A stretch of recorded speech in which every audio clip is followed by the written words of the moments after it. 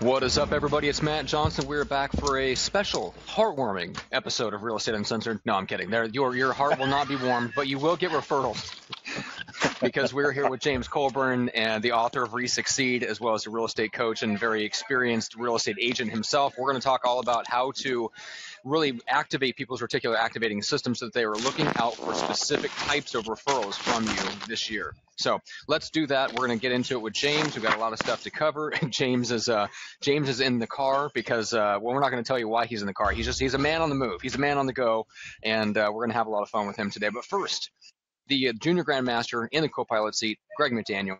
What's up there? What's up, pimp? Dude, I have an announcement. I have my first client of mine, and they are awesome. It's Monica and Ryan. They sent me a beautiful card here, and they also sent me a very important check. But yeah, picked up my first coaching client. We're really excited about having them as my coaching client. But also, I'm going to be launching a 36 to Life coaching program in January with Hank Abix. So if you guys want to get in on that, I have a $100 discount for whoever logs in and gets a hold of me first and start saving some spots. I'm only gonna have 36 spots to that. So I'm just got a call with him and the other coaches. So very exciting news. But it's amazing to me to watch how real estate agents, we all do our business just a little bit differently, how it all suits us, and we all get the business done for the most part if we're doing the business. And I think what you and I and James were talking about pre-show, about kind of, how to get your clients to give you referrals, and the way that James went about that and did that with a client, the story that he told us. I think it's something that agents need to learn how to do. I mean, they really need to perfect this skill. So I'm really excited to have James back yet again. And as you guys know, he's our beloved author of the Re-Succeed book. There is a plug for you, buddy, because I like this book a lot. It is one of the books that I think is just, between this and the Miracle Morning, there's no way you can fuck yourself up in 2018 unless you don't read them. Then you're dead in the water. Stop the podcast, go home. But if you want to read them, come on in, sugar. You're welcome back to the party. Oh, James, how does it feel to be beloved? And muted, apparently, at this moment. He's a man of many talents. I did go through the idea when I got kicked out of my house today. I did go through the idea of calling you up and saying, guys, I just can't do it. You're going to have to somehow come up with content without me, which I know would have been brutal. But wait, hold on. Why did you get kicked out of your house, James? Why did you get kicked out? I want to know this. So it's a long story. I knew you were going to do this, but the bottom line is I know it's a shitty story. Kind of. I've got people working there, and it just would have been too loud.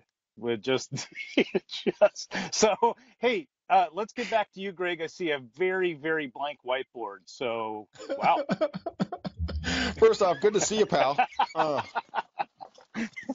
Next time you don't get a promotion on the book. Jackass. Yeah, exactly. That book looked a little too clean, by the way. Dude, this is my floor model. Stage copy. You don't mess this up. This is like work of art. Floor model. We give it away if there's a ding in it. We discount the price. Yes. No, but there's a real reason why that is so blank behind me that I'm not going to go over on air. But there is a real reason for that. I got you. I'm with you. It has to be that way. Okay, that's fine then. Big changes coming soon. Some cool things that we have to announce. With you. So, okay. All right. So let's cover this real quick because this question caught my eye. This is Gage Callahan on the Lead Gen Scripts and Objections Facebook group. Says, just curious, in addition to human accountability partners, what methods or techniques do you use to hold yourself accountable to your goals? He's talking specifically about like contact appointments and things like that. But it's a valid question regardless of what your goal is. So, James, I'm curious for you. I mean, you're coaching people. You're part of the process of people holding themselves accountable by working with someone like you, but you're also, under coaching, it from both sides. What do you do for yourself to keep yourself accountable? Well, I mean, you already know that the first answer to that is actually having a coach. So there's this, value of actually being coached and submitting yourself to coaching and actually asking the coach to hold you accountable. And, just like, I mean, for example, I had a doctor say, hey, by the time you come for your yearly physical, I want you to have lost 15 pounds, right? So what did I have to do between, then and my year-end physical, right? I had to lose the 15 pounds. I knew there was going to be some accountability there that I had to do. Otherwise, I wasn't going to go. One year, I didn't even go. I was like, no, I didn't, I didn't reduce my alcohol consumption as he requested, or whatever, whatever might have come of it. But I mean, first and foremost, hire a coach. Now, if you don't want to hire a coach, well, unfortunately, that means that the effectiveness of your coaching will go down, because you can get a coach in your office. There's another agent that's more successful than you. There's a broker that would love nothing more than to sit down with you and help you. There's agents that are close to retirement that would love to bestow upon you their all their magic success or whatever, things that they've done in their career. And that's great, but there's something about the skin in the game of paying for a coach. So number one, coach. Number two, I mean, in my book, I speak about how we use to-do lists as almost a crutch. So we write down things, and we have this huge list of to-do list items. Like anyone that has a list, like make 70 calls a day, for example, like have Mojo Cells, make 70 calls a day, 5 days a week, right? If that's written down, that's almost begging for you to not do it, right? Like I've gone through this on my own. When I have a list of very essential things, I'm figuring out a way to not do it. Now, don't get me wrong. The first week, you're going to kick ass. You're going to do it. The second week, you're showing it off. You're telling people you're feeling, it's kind of like drinking more water. It's like, oh, you're telling everyone of the simple success of drinking more water, right? And then, of course, when you start drinking more water, you start exercising maybe a little bit more, and then you start telling it. And then, but do you tell people when you stop doing it? No.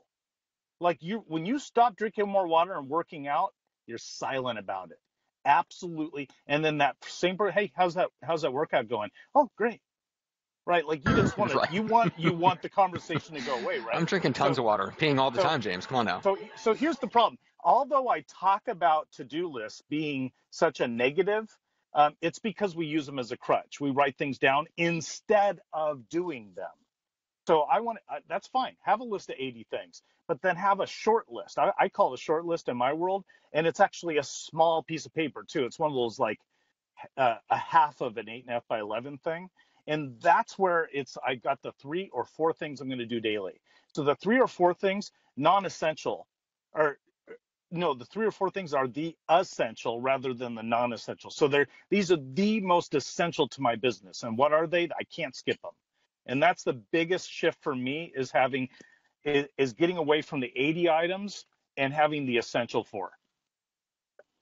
Are there any essentials that do they vary per person, or are they more, continue? Are they more? Is it like one size fit all, or is it per personality, per region in the country? I mean, because if it's in Madison, Wisconsin, if my to do is to go door knocking in the winter, it's going to be a little bit more difficult, and I'll find a way not to do it most likely. So, how does that work? Have you found? Well, honestly, it is one size fits all, kind of, and then kind of not. So number one, all the languaging on either your 80 item list or your essential 3 or 4 has to have languaging that you like, right? So you can't kick your ass on these lists and be a bully to yourself, or you will literally rebel against yourself, because we work for ourselves in real estate, right? So you have to actually promote. You have to be your own ambassador on your list, number one. Number two, on your list, the fact in my book I speak about, instead of like the goal to work out or the goal to be healthy, I changed the languaging on that to manage your energy. So if you're gonna get to all the items on your list, if you're going to actually do the things that you should do that 90%, 80% of your office doesn't do, right? Because the 80-20 rule kicks in real quick, right? If you're going to actually do those things, you've got to have energy to do them. So a non-essential on your list is managing your energy. And if you don't manage your energy, you're going to not feel quite up to it. Like, Greg, you're hopping on the phone and having all that energy for those calls like later in the day, correct? Oh yeah. Yeah. And so there's that you would not be showing up. I mean, maybe initially you would be, but without managing your energy, you would not be doing it. 100%. I mean, that, like you said, it has a lot to do with, my morning routine of getting up, getting a workout in, getting a breakfast, doing what I need to do throughout the day, because I know that I'm saving up energy to then blast it out in the afternoon. But like yesterday, I was out door knocking. I'm doing pop buys for 3.5 hours. Then I came in and I did, an hour and a half, show. I was dead at the end of that day. I went home and just went tonk. And then that's because I managed it until the very end. But you're right. I mean, it's very important to do that, and a lot of people just don't do it. Unfortunately, they don't take the precautionary steps to exert the energy when they need to. They sometimes do it in the wrong places, I've found. So the value of managing your energy leads you to the next step in real estate, which the broken record for me and the coaching I do with all of our offices and the brokers that work at those offices, the broken record is that the job is not writing contracts. The job is being in front of or talking to people that either want to buy and sell or know someone that want to buy or sell. That's our entire job. Your job is not to give people barbecues. Your job is not to take them to fancy restaurants and write it off. Your job is not, I mean, I guess you can drive people around, but have you noticed that even that you can skip when you get really good? The bottom line is your job is to be talking with or in front of people wanting to buy or sell, or people that know people that want to buy or sell, period. So if that's your job and that's the heading of number 2 on your essentials list, then for you, what is it? I mean, some people are door knocking. Some people are calling expireds. Some people are using Mojo Sells at 3 p.m. It's up to you. For me, I always like to keep it simple. So my rule is call people when you think of them, period. Don't put it down on your list to call them. Literally call them when you think of them. You can get good at telling them you're going right into a meeting. You can, I know you're going to be dreaming or praying that they don't answer because you're worried it's going to take too long if you call them. But the bottom line is my simple routine, if you will, of calling people when I think of them has made me more money than any other practice in my business, which is, again, talking with or in front of someone wanting to buy or sell. It's weird. The intuition is something that's crazy. Uh-oh, we got Popo up behind Matt. What'd you do, Johnson? Got a 5-0 with a big old flak jacket hood in that direction. 5-0. Well, I'll be not long for this world, guys. It's been nice knowing you. They caught me. They caught the tater. Oh my God! I totally lost my train of thought, by the way. All right, well, I'll take over. Thanks, Greg. It's been nice having you on the show. Yeah.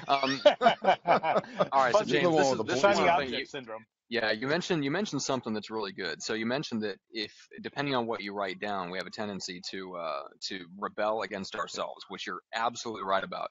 One of the things that my current theory on that I've been thinking a lot about, which I will throw out to you thusly, is that there's a difference between stated goals and unconscious goals, the real goals, the goals that will actually modify our behavior to hit those goals, right? For some, I mean, you can see it in the financial thermostat of people. You can see it in the number of deals that they do year after year. Like there's like the unconscious goal that they're really willing to go after and change versus what they tell other people. And we do this to ourselves all the time. Like, so when you're talking like that list of 80 things, those are things where we're not really committed to. They sound good to our conscious mind, but unconsciously we're going, either A, I'm absolutely not going to do that right off the, like, either your unconscious is rebelling right away, or it's like, yeah, it'd be nice if, but I'm not really going to beat myself up if I don't. And we screw with ourselves all the time because we don't know the difference between those two types of goals. Mm-hmm. So that's my theory on that. Yeah. Well, I love that. And what you're getting at is that's why as you start to move away from the 80 item list onto the essential 3 or 4, and I like 3. I think we all hear things in 3s, not 4s, but so even in my book, I talk about having 3 questions in the evening. And so there's this whole goal around having three, or I say four essential goals. So maybe you're managing energy as an implied number one, and then you have three essential business goals for the day. So the second goal for me, of course, is being in front of or talking with someone wanting to buy or sell. It's not labeling envelopes. It's not doing stuff I hate. It's being in front of or talking with someone wanting to buy or sell. And you can put a number to it. And then all of a sudden there's buckets you need to fill through the day. If all you did is focus on talking with or being in front of someone wanting to buy or sell every single day that you wake up and go to work, you would have business coming out of your eyeballs. Period. This business actually becomes massively easy when you start doing the things you don't want to do. Like a lot of people go into the office thinking, well, if I go into the office, I'll be successful because I'll be around other people that are successful. Well, the only time you're not working, like the rule I created is you're not working when you go to the office because you're not in front of or talking with someone wanting to buy or sell. So that's the rule. Like boil it down to one rule. This is the entire job. It scares people when they realize that the entire job is that.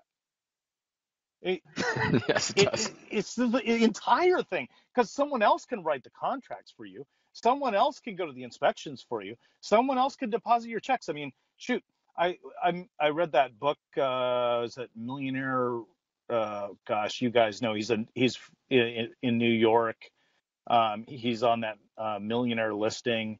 He wrote a book recently, and I read it, and I'd have to go to my Audible account to see what it's called, Millionaire Real Estate or something like that. So I read this. It's on my mind. So I read this book, and he said they even send assistants to deposit checks. Like, I love depositing my own checks, right? I used to keep them in my visor. That's why I'm in the car, just to give this example. I used to keep my checks in the visor, and I would not go to the bank until I had 10. And then I would go to the bank, and it was so smug. I loved depositing all this money, and I wanted to be this huge, crazy event every time I went. So, and that was back in the check days, right? These guys hire someone else to deposit their checks. But guess what they do? They run to their online account to look at the new number in there, and then they show it off and turn the screen, and I mean, there's some reward. It's kind of my example is that there has to be celebration. So number 3 on that list of essentials is how are you going to build celebration? Because if all you're doing is just toiling and keeping it all massively serious on this whole business stuff, and there's no celebration, right? So I actually have adopted Greg's example of how he buys the custom shirts at every closing as a good example. It's a small thing, not that it's not. I mean, it's probably pretty expensive to buy a 6'4" monster like you custom shirt with such a long glorious torso. It's okay because they make them out of recycled tapestry curtains from nearby elderly people. So believe me, it's very cost affordable. Yeah, it's probably okay. So the thing about it though is that custom shirt though, it's a huge carrot. I mean, maybe all the other money of that deal goes to paying the mortgage, the car payment, whatever, but at least reserve out that money for that custom shirt. There's that celebration aspect of our business that I think we all skip.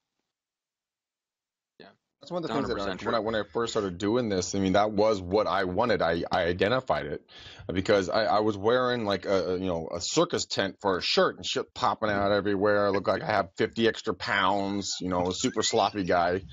And I'm like, I looked into it. I thought I bought a custom shirt. Then the gal who I buy my shirts from, she goes, "You look bad." And I'm like, "What?" And she pointed it out to me. And so then I went and I got measured and fitted and everything else. Dude, when I put that shirt on for the first time, I felt like $1 million fucking dollars. Right. And then I got the dopamine hit my brain, and I'm like, I need more of that. And so now I have like 45 shirts. So check it out, Greg. You've only sold 45 houses in your life, it sounds like, because you have 45 shirts. Well, I stopped because I don't need 45 custom dress shirts. but here's the deal. I love you right now, James. I love you. But that's cool. Just, when in doubt, do a podcast, right? I mean, I get it, Greg. And so this is revenge for the comment earlier in the show. When you can't do coach. I get it. Not a problem. So, aren't you coaching player? so here, what's interesting though is it's actually was more sexy for you to get the shirt than to close the deal. Like it actually becomes like there's more like for one a guy I went to high school with. His dad was a real estate agent when I was in high school, and every single time he had a closing, his dad would give him $50. And I was like, why does your dad give you that? Well, he kind of wanted to reward his family, wanted to win for his family, a celebration for his family that was very tangible because, of course, he was away or showing houses in the evening. And he just, he built celebration into his business. We skip this, we skip this, we skip this. This is a real big problem. It's an epidemic. And it's the reason why people start dying off in this business. It's the reason why they can't quite keep it up because there's not enough win. Yeah, that's one of the things. I was talking with a young gal, 26, today. She's going to be getting her license. She and I may be coaching together. But I was very upfront with her. I said, look, no matter you have to have a lot of stamina in this business, but you also have to know when to stop. When to take that break. Because I watched my dad, the grandmaster, I watched him bleed from the eyes. And then another time I watched his retina detach because of stress. And you know what? Maybe it's not a shirt because you guys have your own clothing and that's good for you. But maybe take a weekend with your significant other. Maybe go take a half a day or a day and go walk your dog on the beach. Go do whatever your happy place is. Yeah. For me, when if I can ever get my fucking boat to work after my engine exploded, thank you, Greg, because I did do that. I would love to. I would go out on the boat and I just motor around by myself. I don't give a fuck. I fill that thing up and I would just take off down the Delta, a couple of beers, some tunes. I'm gone, man. I don't care if it's a winter time. How many beers exactly, Greg? How 15 many beers to 20. 15 to 20 at all times. It's just a svelte. Mine are 15 to 20. I'm a safe driver, Matt. Only 15 to 20. The reckless are 20 to 25. Oh, by the way, I looked it up. That's why I went blank here for a sec. The book was The Sell. SELL. I don't know if you guys read The Sell. Yeah. No, Great. I haven't. All right. Yeah, so it's interesting. So celebrating success. I like it. All right. So James, let's get into the referral side of things a little bit because you mentioned, you basically just came from a meeting and gave a great example before we went on the air. If you're comfortable sharing that specific example, I'd love for you to share that, and then let's talk about how people can kind of implement that on a practical level. Brand new loan officer takes me to lunch. I bought him, he bought me. He's brand new, right? So there's a certain level. This guy used to be a buyer's agent for me for about a month. And then I realized that wasn't going to work because he's not me. And so he ended up becoming an agent and worked along, near me for years. And then he ended up going into another career, and now he's a loan officer. So of course he's trying to build his loan business. He meets for lunch with me. We start talking, and he kind of grew up with me on the whole real estate thing. So he was picking my brain on how he could grow his business. And I mentioned that the other day I was with an old client, and this is a 73-year-old guy. So those of you out there that are 73, you're not old. This guy just is old. I mentioned him in my book, by the way.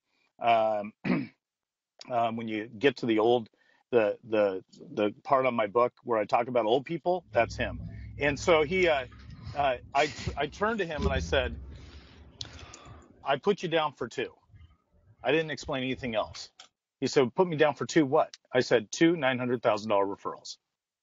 And he said, James, I'm retired. I don't know buyers or sellers anymore these days. I said, man, when you bought your red Corvette, you didn't know where you were going to find it. What did you do? He goes, well, I started looking it up on the internet. I started going to all the different, websites. I said, exactly. And then what happened? He goes, well, I found it. I said, so when you were driving home, you told me another story. He goes, what was that? And I said, well, you saw something on the freeway. He goes, yeah, I saw 2 more cars just like the one I just bought. And I hadn't seen any of these cars on the road ever until I started looking, which is this whole reticular activator thing. And I said, so all I'm asking you is to turn it on for me and then spiff me 2 $900,000 sellers in 2018. And he said, well, I can do that. And so no, I have a good relationship with this guy where we kind of elbow each other back and forth, right? But the point is having those crucial, if you will, conversations with people with clarity around what you're looking for. So it's one thing to say, hey, can you please refer me, some clients if you ever come across anyone. It's another one to say 900, turn it on, look for it here. I could even have gone further and tell them exactly what type of person I love working with, because then it's like my goal is like I like to work with people that are moving from a $500,000 house to a $900,000 house or whatever, right? You could get into it. Love it. Love it. Love it. It's fantastic. We talk about this in Getting Out Business, Greg. The concept of asking for referrals, more importantly, telling them exactly what to look for, which is exactly what James is doing. But James is taking it a step further in the sense of assigning them, like a number to look out for, and getting a little bit more specific on what he's looking for, not just like, hey, here's my ideal client. You can keep an eye out for me. Like, hey, I'm putting you down for 2, which is really, really powerful. Yeah, I mean, I think that's what I'm talking about. This is how you guys in 2018, if you're listening to what James is saying, when you're going out, like we have our candy list, which we don't have any candy near me right now, but we hand out these candy boxes to our past clients, and you have the opportunity to go see them. It's a great opportunity because the law of reciprocity is in full swing. When you stop by, you give them that handy dandy box of candy, and you say, just pull James's move. Matt, Julie, your 3 obese little wood denting, insulin sucking little babies, I'm putting you down for 2. And then he's gonna look at you like, the fuck, what you mean? And you're gonna say, I mean 2, Matt. I need 2 from you. And then you get that conversation going, but you can laugh and joke about kids. it. Feel free to take them. No. 2-ton babies? Oh. No, man. I live on the 4th floor of a condo. That's going to go through 4 other floors. That's just endangering the public at this point. Go ahead. Duly noted. All right. So James, when you teach this to agents, what are the types of people that you're telling them to keep an eye out for that they can have those types of conversations with? Because I think to most agents, they go, yeah, that makes logical sense, but I don't know that they could probably think of more than 5 people in their Rolodex, so to speak, that they would be comfortable right off the bat having those types of conversations with.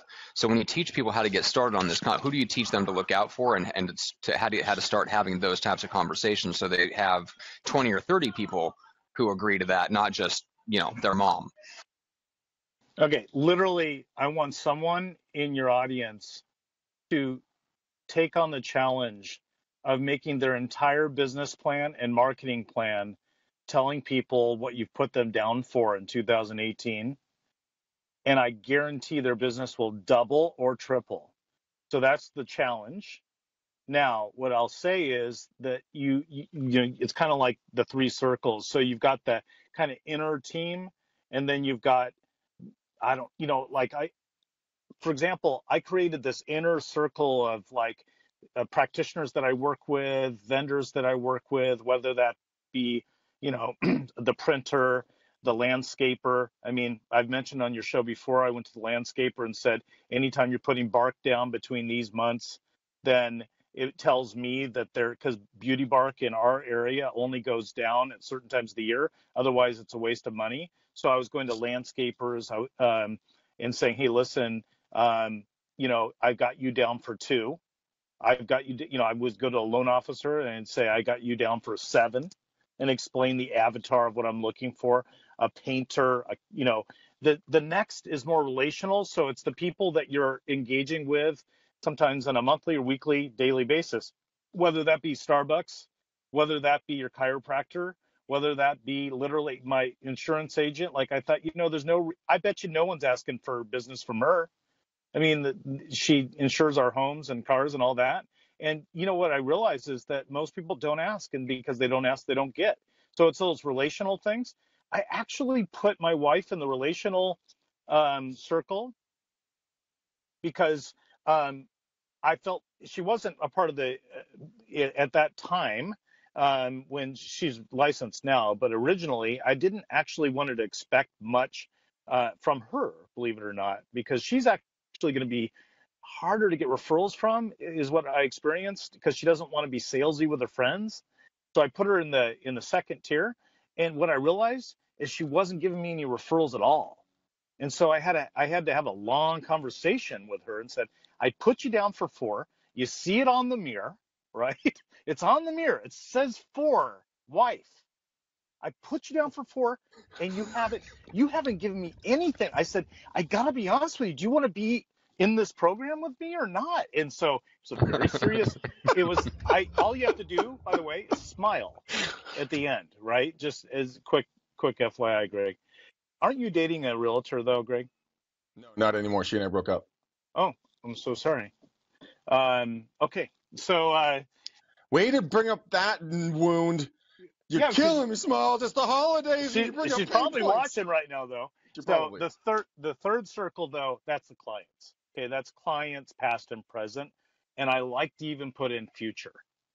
So you can go to someone that you haven't ever worked with and say, I'm putting you down for 2. I swear, you can just do this. All you have to do is say, I'm putting you down for 2, and then go into the detail, and you are the only person that's asked, likely.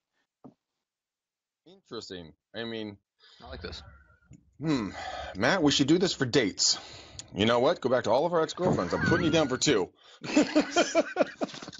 I think it's my job today just to see how many times Matt can cover his face and laugh with the mute button on, because we're being successful on this. I put you down for 2. Yeah, don't do that. Not with a girlfriend. I'm just envisioning how that conversation would go down. We had a great time together.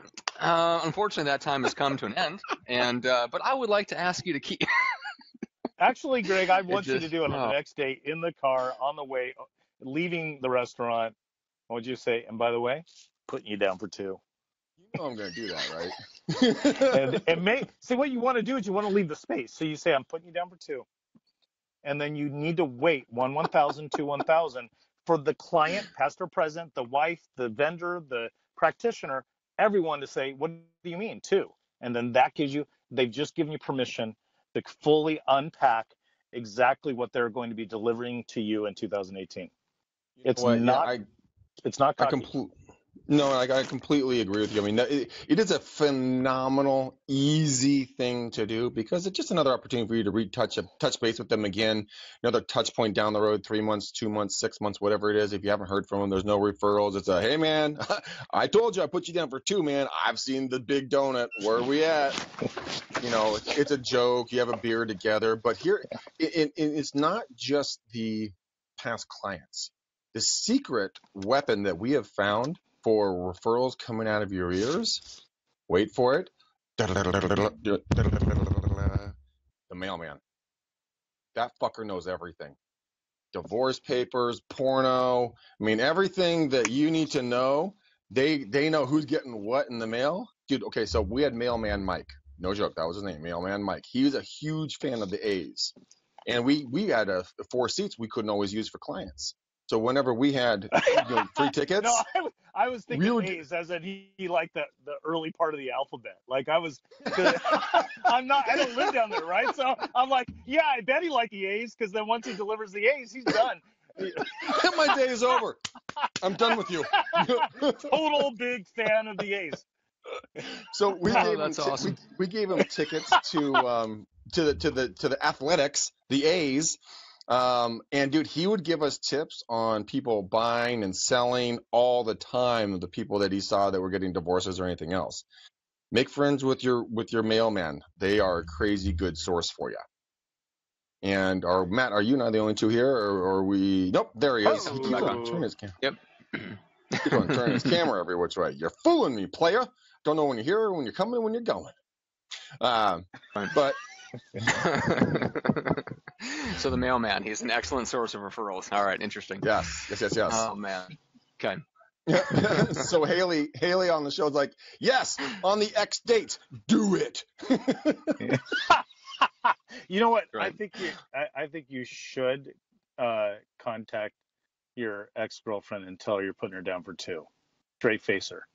I'm working with 2 of my exes on a special program, so I can just hit them up each and be like, you're going down for 2, and you're going down for 2. Special referral program, like for all exes, like you put them in the referral grouping, or like that's another circle. That's a 4th ring of hell. But I Oh mean, my gosh. yes, we have a lot of fun. I mean, obviously, you guys tell we're laughing our asses off on this stuff. But I mean, the concept behind all of our bullshit Yeah. is to go out, go face to face, and sack up with a big old pair of brass balls and just make the freaking contact and ask for the business because no one else is doing it, right? No one else is doing it at the end of the day. James, I mean, that's basically what you're saying, right? Yeah. Yeah. Well, one of my favorite right now is Kerwin Rae, R-A-E, and I think I've shared a video from him with you once, and he's an Australian business strategist. Google him. The guy's amazing. One of the things he talks about is someone asked him on one of his, what's cool about him is they're like 3-minute deals, single focused, single topic. So for us, ADHD realtors, you can just listen to it, get one little nugget out of it, and then you're done. And he talks, someone asked, like, how can I keep discipline when I don't want it? How can I keep my routine, keep my discipline on the days when I wake up and I don't? I want freedom instead of, being disciplined. And the answer was, do it anyways. So the reason why I find this powerful is that until we adopt that answer, right, then when we don't wake up, I'm not feeling it, right? Like this whole living life based on feelings is a massive mistake, by the way, because your feelings are very fleeting.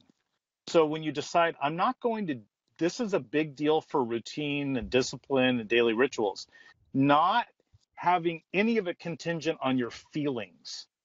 Because feelings are fleeting. They're based on hormones and how the day's going and how many checks are in your visor and all that kind of stuff.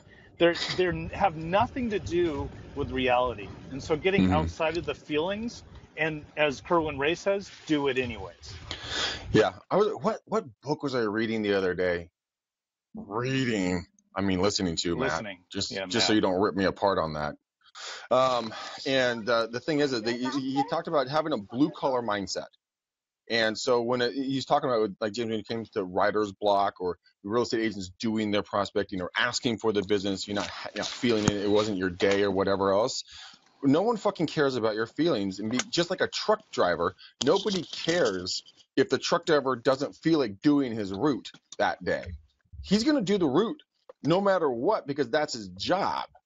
So if you guys can go into it with the mindset of like a truck driver, a blue collar mindset of this is my job, this is what I need to do, then I go home. That is as simple as it gets. But we have the latitude in this business to hang ourselves with all that rope, which is incredible that we would actually give ourselves the ability to fail when in any other job, you show the fuck up, you do your job, you go home. Done. Why don't we do that in this business? Riddle me that one, Batman. Riddle me that one. Matt? Matt's going to laugh too much if he comes on air. Exactly. Well, it's the difference between our unconscious goals and our stated goals again. But anyway, this goes like one of the reasons that I get around this is, and it goes back to kind of the accountability partner, is that I schedule calls early in the morning. Like I've got calls with staff sometimes it starts at 7:30 my time. I used to start calls with staff at 7 sometimes. That's part of why. Right. So on those days that I don't feel like getting up out of bed, I don't have a choice. And any agent can replicate that same thing by scheduling calls with an accountability partner for 7 or 8 a.m. in the morning. So, because if you can, the way that I look at it is, I want to be as productive as possible during my peak hours for my personality and my body rhythm. So 7 a.m. to noon is when I'm at like freaking peak, right? And that's just my biorhythm, whatever. Greg is different. He stays up later, gets up earlier, goes to the gym first. I want to go to the gym at like 5 o'clock at night, right? So just like everybody's a little bit different. But anyway, point being, right, I want to be as productive as possible during my peak hours. And then I just look at everything else as kind of a bonus. Right. So like the fact that we do the podcast in the afternoon, that's structured, it's built into the day. I don't have a choice. So, and the podcast and stuff like that, like talking to people, getting on a phone, getting on a podcast or whatever, it can actually pull you out of a funk if you're in one. And so if you get a regular call scheduled with an accountability partner, a coach, another agent in your office, a mentor, whatever the case is, and you schedule that during the hours when you're most likely to start lacking the discipline, whether it's following through at the end of the day or getting started in the beginning of the day, whatever that is for you, I think that will help, because just getting around other people and picking each other up when they're down and vice versa can make all the difference in the world. So that's one easy way to get around that. Can you guys hear me? I had to change into these headphones. Okay. Yep, we can hear you. Yeah. I love the idea of working at the times that are best for you. And a lot of people have never figured that out. So it's an interesting thing to discover as you go into 2018.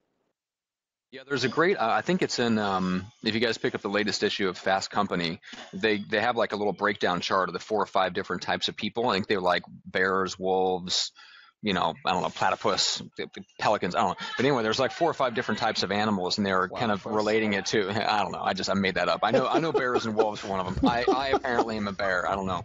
That means something in certain sub-communities, but not in this specific context. Yeah, I was like, really, Matt? Interesting. I learned something new about you today. Anyway, point being, they listed out kind of, it was a nice chart where they showed like, hey, if you're this person, like you go to bed around 11, you wake up around 7, your peak hours are like 9 to noon, and then your energy is dropping in the afternoon. The best time for you to hit the gym is this time. And like I matched exactly one of those categories. And everybody, like they actually listed out like, the percentages of the population that fall into each one. And so it's just funny. Like there's a lot of success advice that like you have to recognize that when people give advice on how to be successful, a lot of times they're speaking out of their own experience. That doesn't mean you have to copy them exactly in order to be successful, right? You still have to work within what works for you, and there's nothing wrong with that. Greg, who likes to work out, is 7 o'clock in the morning. No, Matt, it is waking up. I woke up today at 3:30, not by my choice. But I was up by 4:45. I was in the gym by 5:15. Worked out until 7:15 or something. Came home, did some meditation and stuff like that. But yeah, that gets me going early. I'm more of a morning person, but I can also stay up until 11. So I don't know what animal creature I'm going to be in the book, but it is working on my. I'm guessing you're the platypus. I could never do it. I knew you were going to go there. Platypus, definitely a platypus. All right, well, this leads into a good question to finish us off, guys. So Ryan Rolfe had this question. The lead gen script says, what do you find are the best evening times to make lead gen calls? Well, like when is too late in the evening to be calling? I've tried to set 8 p.m. as my stopping point, but is that too late? Because I mean, Greg, you're doing primarily you do your lead gen in the late afternoon, early evening. Yeah, I start anywhere like around 4:30, and I have a hard stop at 6. I mean, just because for me personally, I don't want to be the guy that's going to be calling someone when their husband and wife or the parental units are getting home from work after maybe a long commute, maybe after a lot of meetings, a shitty boss, a lot of TPS reports. Who knows? Maybe spill coffee on themselves. Whatever it is, they're getting helping the kids do homework. They're getting dinner ready. They're drinking heavily to forget about their life. And then you call them like, hey, what's going on? I'm Greg McDaniel with McDaniel Callahan Real Estate. You were thinking about buying or selling your real estate? Hey, how are you? They're going to be like, fuck off, dude. Click. And that's why I have a hard stop at 6. And you guys can't hear this on the podcast, but these two are dying laughing. Just dying. I don't even know what that was. That was the worst imitation of a prospecting phone call ever. I don't know what was that? You sound like a sprinkler head that was broken. Trying to be Mr. Charming. Hey. Okay. All right. So James, I'm curious. I mean, you've done plenty of calls yourself, and you coach agents. So do you have any opinions on like how late to be calling? I love Greg's plan of being hard stopped at 6, just because you're catching them after they're back.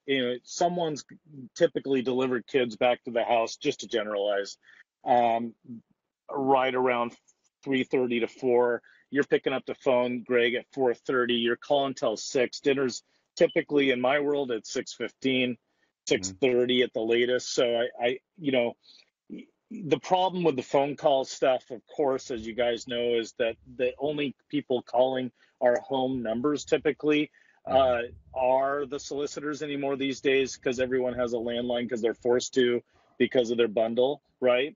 So again, don't make technology, don't make that your savior. Don't make the phone calls your savior. As you know, Greg, It's the sum total of everything you do that rewards you and your business, right? It's not, it's an hour and a half here, it's an hour and a half there. It's, you know what I mean? But if you drop calls, it's not like you're selling no business, no homes anymore, right? So it's just, it's the sum total of everything. And what's interesting is you don't know where it's coming from at one point. You just know that it's the sum total of your efforts. You're paying dues in all these different areas. The hour and a half, I love, hey, everyone should stream their calls. You want to tell your dude that has this question, Matt, stream them. Why don't you build an audience at the same moment, right, that you're making calls? Why don't we have a twofer? Why don't you build an audience, have people to talk to and play music to, right, and BS and complain that you just got rejected or whatever you want to do, right? And then hit mute, and it's great. In fact, by the way, I believe that every one of your clients, past or present, or Facebook friends, would find it fascinating to watch you cold call. So you don't have to only do it on a business page or whatever, right? Wouldn't you agree, Greg? Oh yeah, I mean, and also it keeps you on your A game. I mean, there's zero slippage when you're live on camera, and you have one person or you have 0 people when you start. That camera's still on and it's still recording everything you do. So you better be playing at the A game level, and which it only brings your ability to convert to a higher level. And when I'm off camera, sometimes I'll let things slip just because I'm not being accountable. But when the camera's on, especially now that I'm streaming to YouTube and Facebook Live simultaneously, now I got 2 audiences that are watching. I have to be better than I can ever have imagined without being on camera. Well, I mentioned this one guy I know that recruits people, and one of the big part of recruiting a new agent within, or a new broker in his office, depending on what state you're in, is he literally just takes a walk with that person, that prospective person, to Starbucks. Same idea. You're perfecting your ability to hold conversation. So remember, your job is to talk with or be in front of someone wanting to buy or sell, or someone that wants to that knows someone that wants to buy or sell. So you're doing it in an hour and a half, right? You're learning, you're perfecting your ability to hold conversation. If that's all you did, if that's all you gained out of it, you gained something. Yeah, you really did. But people are so scared about this. Matt and I did another interview today for another podcast, and we were talking about that exact thing. And people to go live is like the 7th ring of hell for most folks. It is absolutely more terrifying than cutting their left arm off, because they run the risk of rejection, criticism, the whole 9 yards. But the only reason why we feel that way is because we give that thought power and we give it energy. If you were to change your thought pattern about that and literally just say, who gives a fuck if I screw up? Everyone else screws up. Great. Let's just give it a run. As soon as you be okay with that scenario, dude, I'm telling you guys, the people that are going to be out there, your clients, your prospects, your friends, your family, everyone else, they're going to love on you like you've never been loved on before on social media when you do this, because they're like, dude, look at big balls on Brad over there. I mean, the guy made the calls. Way to go. Knock it out of the park. Boop, bop, bop, bop, bop, bop, bop. Hey, dude, saw you do the live video. Great work. Whoop, there's your in. Hey, dude, how are you? How's the life? How's the wife? How's the house? What's new? By the way, I have you locked down for 2. Ooh, that rhymed. That totally rhymed. We can take that. How's the wife? How's the life? How's the wife? How's the life? By the way, I have you down for 2. Locked down. By the way, oh my gosh. Type it up and bring it to your meeting, right? Where you show them and 2. That would be good. That would be really good. Okay. Personal accountability. I'm doing this. I'm doing this to Matt. We're going to get you a printout for all your X's, Greg. Putting you down for 2. It's going to have a little Venn diagram, which is, this is how much you hate me. This is how much you still like me. And at the intersection is a little tiny little blip of this is how. Oh, that's funny. All right, we have digressed. All right, guys. So first of all, James, how can people find out and connect with you and get a free, like a sample chapter of the book and all that good stuff? Okay, so seriously, here's the bottom line: is that you can go to James Colburn, COLB as in boy, URN.net. In there, you can get 3 free chapters. You can get some free downloads Or you can go to my coaching page, which has a coaching line that you can call. For what I'm doing right now is a free 90-minute consultation with anyone looking to be coached. So I go 90 minutes with people to find out if it's a good fit. And if it's a good fit, then we start scheduling. Gotcha. Yep. That's a really good very idea. Just to clear the air, I know we all joke around, but dude, seriously, all my exes, I have very good relationships with all of them. So Matt, there's no hate, there's no hating. So Johnson, let's talk about a little bit how they can get a hold of us. I believe you have a brand new shiny site that you want to announce to everybody where they can get something. I do. You say something. Yeah, you said it on the other show today. It's still the same one. RockstarSocialMediaKit.com. God, you blew the fucking hype really bad. Okay. Sorry, but we don't.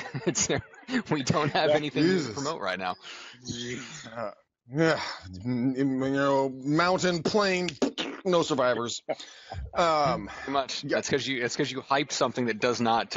We just don't have anything super new and shiny yet. Just doesn't exist. Sorry. This is when we're gonna just mute Johnson and we're gonna let me talk. Okay, guys. If you guys how about everybody in the audience goes and books a call with Greg? That's what I'm trying to do. You're talking over me. If you guys want to talk about doing some coaching, I am going to have a couple of different options of coaching. I'm going to do a 36 to life round with Hank Avix in January, starting in one of these early days in January. The cost is extremely low, and you get so much shit for that coaching call. Or those coaching calls, I might say. It could last for 3 or 4 weeks, 3 or 4 months, I think, or weeks. I don't know. I just heard about it today. But it is a good value, good cost. If you want to do a more in-depth call, go to Book McDaniel again. Book a 30-minute call with me. It's a first date. We'll see if we're a good fit. If we are, we'll book a 60-minute, and then we'll go from there to see how it pans out for you guys. So there's that. And then Book Johnson. What do you get at Book Johnson? All right. If you want to explore, if you're a coach, speaker, consultant, you want to explore podcasting, you can go there. Or if you just want to learn more about our courses or have questions about coaching in the industry, obviously we've interviewed and talked to and have relationships with everybody under the sun in real estate. If you're just not sure what products, courses, or coaching to go with, you can book a 15-minute call, and I'm happy to just answer questions and kind of steer you in the right direction. Whether you're thinking about buying a certain course or investing in a certain CRM or a certain type of coaching, you're curious about what people's different approaches are and what's kind of the next best direction for you. More than happy to do that as long as it's within certain reasonable limits. So that's at bookjohnson.com. And then obviously subscribe to the show, YouTube, iTunes, Stitcher, depending on whether you want the video or audio versions. And then we do have some cool stuff coming. It's just not built yet. So we're working on it for now. We have the Rockstar Social Media Kit, which is all about how to find your next client on Facebook Live. Basically do exactly what we're talking about when you, earlier when you do your live prospecting or you're, delivering content, delivering educational and content about the real estate market in order to find your next client by doing Facebook Live. So that's what that's all about. So yeah, that's all I've got. Okay. Gregory. Matthew. Going by full surnames here. All right, guys. Hey, we love you to pieces. We do the show because we want to see you guys succeed beyond belief in every single possible way in this industry. So please, guys, go back and binge on the past shows. If you just found us, shame on you for not finding us sooner. But we'll get past that. We forgive you. We love you. But go back and watch the past shows. And we have a ton of content in here. Or if you guys need to get a refresher, go back or hit Matt up, and he will tell you what guest is on what show. But guys, until next time, peace out, ninjas. We gone.